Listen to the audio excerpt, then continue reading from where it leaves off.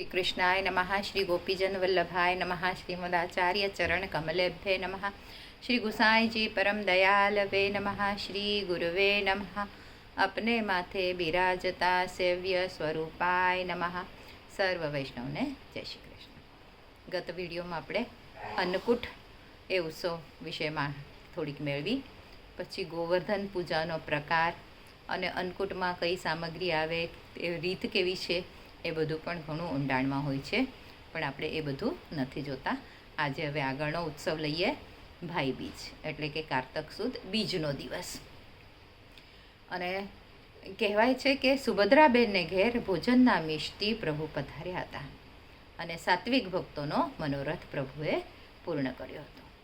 અને વર્ષો પહેલાંની એક પૌરાણિક કથા છે કે ખૂબ વર્ષો પહેલાં શ્રી યમુનાજીના આગ્રહથી તેમના ભાઈ યમરાજા યમુનાજીના ઘરે ભોજન માટે પધાર્યા અને તે દિવસ હતો કારતક સુદ બીજનો એટલે કે ભાઈ બીજનો દિવસ।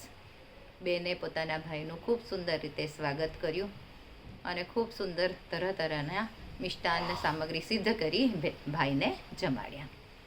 અને બેનની આ બધી તૈયારી જોઈ અને યમરાજા ખૂબ પ્રસન્ન થયા અને ભાઈએ પોતાની બેનને દક્ષિણામાં રત્નજડિત અલંકારો, ઉત્તમ ઉત્તમ રંગીબેરંગી વસ્ત્રો, આભૂષણો, હીરા માણેક પન્નાના એવા ખૂબ અમૌલિક એવા શણગાર આપ્યા અને બેનને શણગાર્યા અને બેનને પ્રસન્ન કર્યા। અને આટલું કર્યા છતાં યમરાજાએ કહ્યું કે બેન, તું કંઈક વરદાન માગ, હું ખૂબ પ્રસન્ન છું, હું તને વરદાન આપવા માગું છું। તો ભાઈની આવી ઈચ્છા જાણી બેને વિનંતી કરી કે હે ભાઈ, આપ જો મારા પર પ્રસન્ન છો તો હું એટલું માગું છું કે આજના દિવસે આપ પ્રતિવર્ષ મારા ઘરે ભોજન કરવા પધારજો અને આજના દિવસે આપ બધા પાપીઓને છોડી મૂકજો, કોઈને પણ સજા આપશો નહીં આજના દિવસે।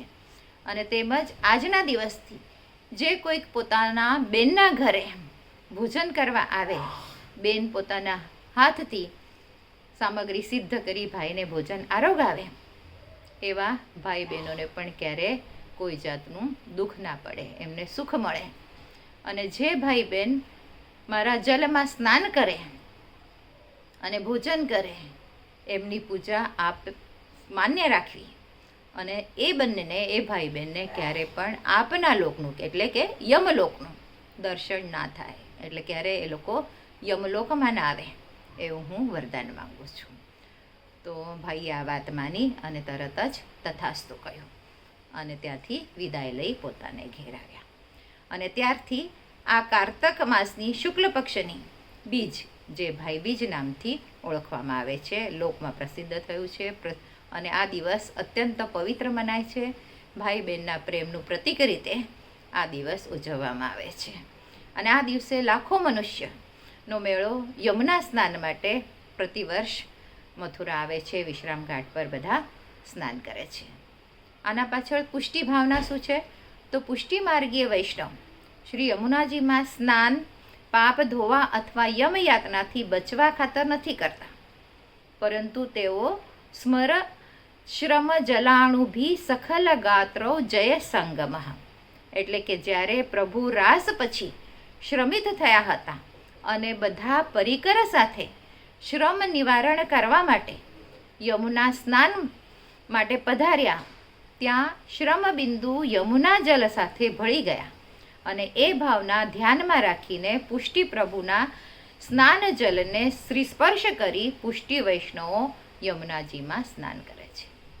એટલે કે આ પ્રભુના શ્રમજલ છે અને એ શ્રમજલનો સ્પર્શ આપણને થાય એ ભાવથી યમુનાજીમાં સ્નાન કરે છે।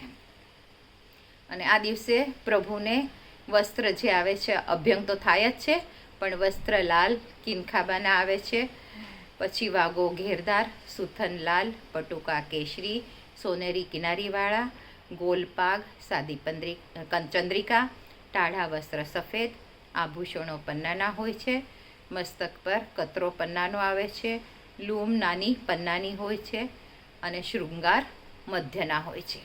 આજે રાજભોગમાં બધી ઉત્સવની સામગ્રી ધરાવવામાં આવે છે અને ભોગ ધરતા પહેલાં પ્રભુને તિલક કરવામાં આવે છે, અક્ષત લગાવવામાં આવે છે, 2 બીડા ધરાય છે અને થાળીની આરતી પણ કરાવવામાં આવે છે અને શ્રી યમુના જલ ઝારીજીમાં ભરવામાં આવે છે.